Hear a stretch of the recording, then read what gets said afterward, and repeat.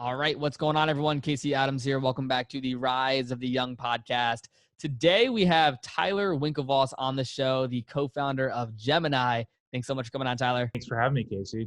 When it comes to the predictions of where Ether can go and how it's utilized and where it could be from a price perspective, like, what's your thoughts on that, on where Ether could go from a place of value? So I think it's very high.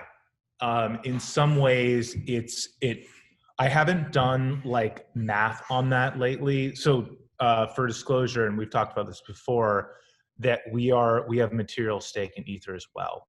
Yeah. Like you mentioned earlier, the media loves Bitcoin because it's Yeah. easier for consumers or readers to understand that, and they harp on that, and that makes sense. But what's less talked about and less known is that we are huge fans of Ether, or Ethereans, if you will, in the slang.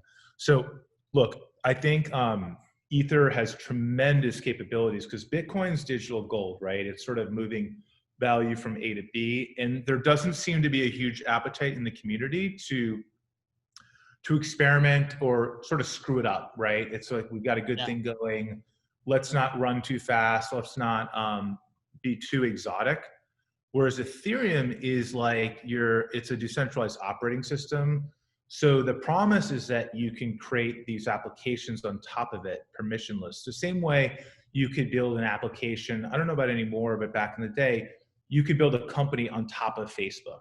So companies like Zynga, which actually IPO'd and was worth, I think, at least $1 billion, was a company built on top of Facebook.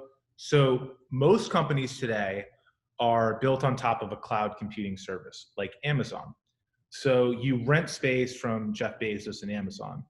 Ethereum is a decentralized Amazon where you can build your applications there and you run the computing power by owning Ether. Instead of running your credit card through Amazon Cloud, AWS Web Services, you just pay the network in Ether.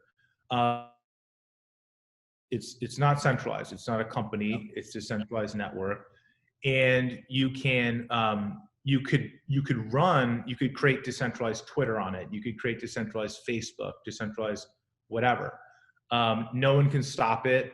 No one really controls it. It's owned by the users. That's the beauty of cryptocurrency, is that the value accrues to the people who use the network, not just a few people in a company in Silicon Valley. Yeah.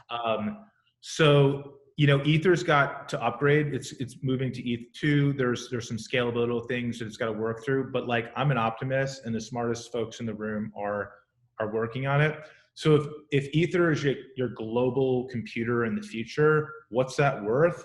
It's got to be a ton, and it's got to be worth as much as digital gold, I would think, maybe more.